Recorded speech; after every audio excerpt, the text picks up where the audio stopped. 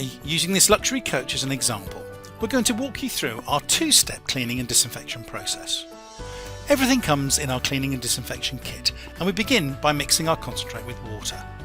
This is done in the ratio of 1 to 100, which means that 1 litre of concentrate will provide you with 100 litres of cleaner. Once thoroughly mixed, you can begin to clean and disinfect all hard surfaces.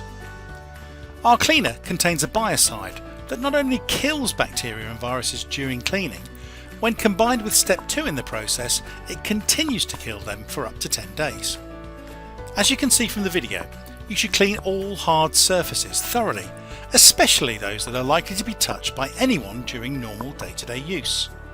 The initial cleaning is important in the disinfection process, but it's also important in preparing for step 2, which is a fogging application that's designed to ensure that all surfaces get treated. We recommend running the air conditioning system whilst fogging takes place, as this ensures the biocide coats the whole system.